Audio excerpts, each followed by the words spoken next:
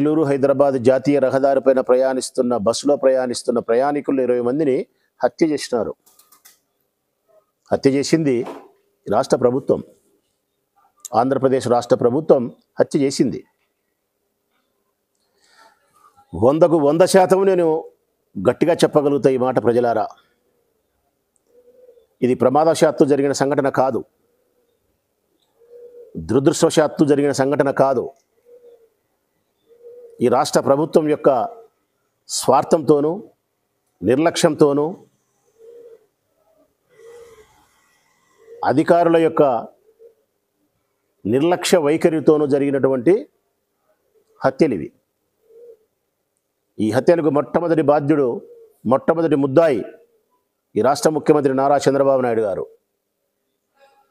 రెండవ ముద్దాయి ఎక్సైజ్ శాఖ మంత్రి గారు. మూడవ ముద్దాయి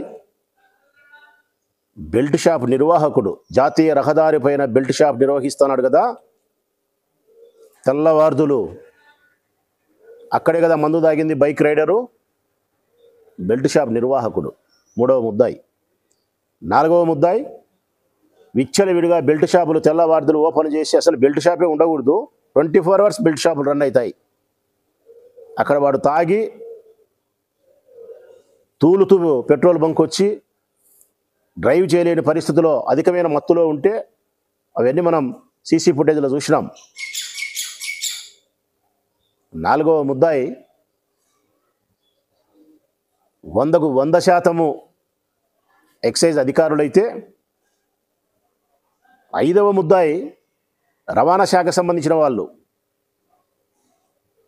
ఆ బస్సుకు ఏ అనుమతులు లేవు, ఫిట్నెస్ సర్టిఫికేట్ అయిపోయి 3 నెలలు అయిపోయింది, మార్చికి అయిపోయిందంట.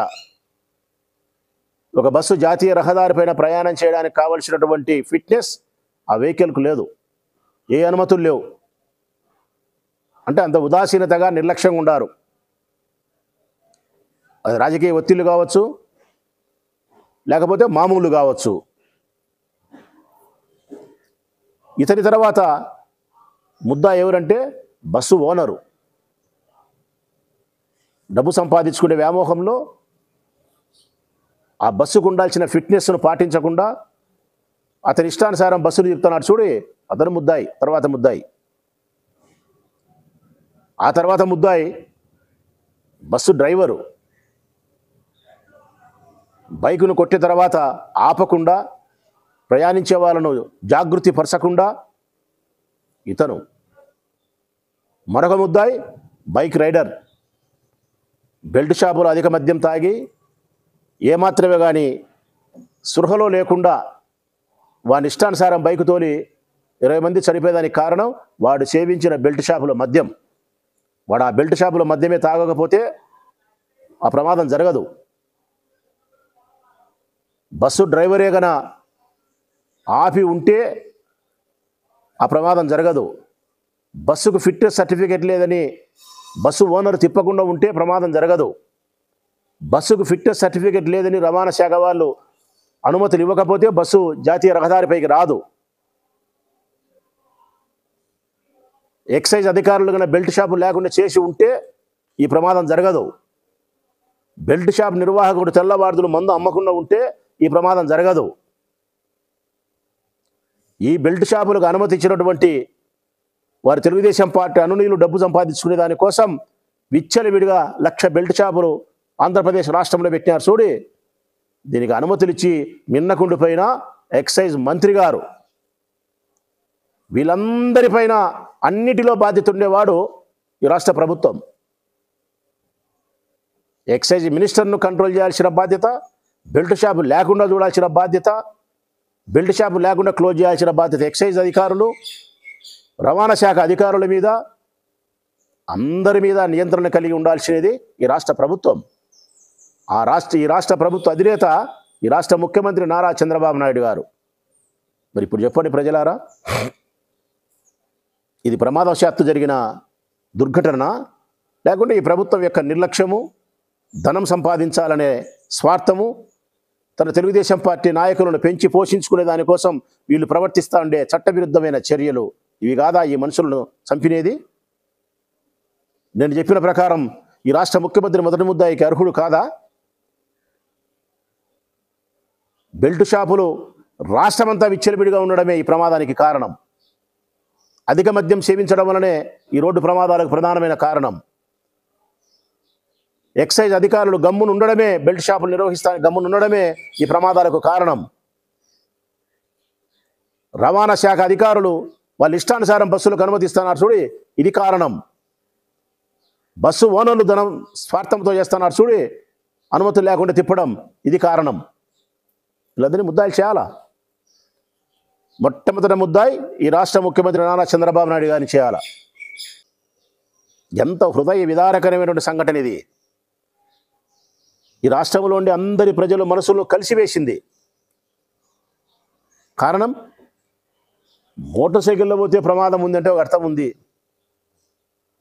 విమానంలో పోతా అంటే గాలిలో పోయేదానికి ఎప్పుడైనా ఏదైనా ప్రమాదం జరిగితే ఛాన్స్ లేదు లేక బతికేదానికి అనుకోవచ్చు. జీపులో పోతే నియంత్రించేదానికి కొద్ది కష్టం ఎప్పుడైనా జరుగుతుందేమో అంటుంటారు. అన్నిటికీ సేఫ్ బస్ అంటారు. బస్సు అయితే సురక్షితమని.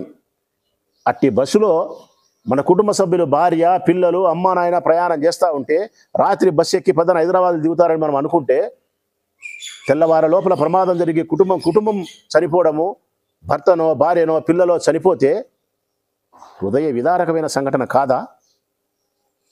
ఇట్టి సంఘటనలకు ప్రభుత్వం కారణమైనప్పుడు, ఈ మద్యం కారణమైనప్పుడు సిగ్గుపడరా మీరు? ఈ రాష్ట్ర ప్రభుత్వము, రవాణా శాఖ సిగ్గుపడదా ఈ బస్సుకు అనుమతి ఇచ్చినందుకు? బెల్ట్ షాపులు నిర్వహిస్తామనేందుకు ఎక్సైజ్ మంత్రి తలదీసి మొలలో పెట్టుకోడా? ఈ రాష్ట్ర ముఖ్యమంత్రి దీనికి సమాధానం చెప్పడా? ఈ హత్యలకు ఆయన బాధ్యుడు కాదా? ఈ మరణాలకు ఆయన బాధ్యుడు కాదా? నెత్తి నోరు మొత్తుకొని చెప్తున్నాం మేము రోజు. అయ్యా, 3,336 బ్రాందీ షాపులు ఉంటే 1,00,000 బెల్ట్ షాపులు ఉన్నాయి ఈ రాష్ట్రంలో. 1,00,000 ఎక్కడెక్కడ? పల్లెల్లో ఉన్నాయి, పట్టణాల్లో ఉన్నాయి, సందులో ఉన్నాయి, గుడి పక్కన ఉంది, బడి పక్కన ఉంది, చిట్ట చివరకు జాతీయ రహదారి పైన కూడా బెల్ట్ షాపులు. ఎప్పుడు పడితే అప్పుడు మందు తాగొచ్చు. మంచినీళ్ళు తాగడానికంటే ఈజీగా ఈ రాష్ట్రంలో మద్యం సేవించవచ్చు. ఇష్టానుసారంగా మద్యం సేవించి వాని ఇష్టం వచ్చిన కైపులో వాడు మత్తులో ఉండి వాని ఇష్టానుసారం బళ్ళు దోలితే ఇది ఇట్నే జరుగుతుంది.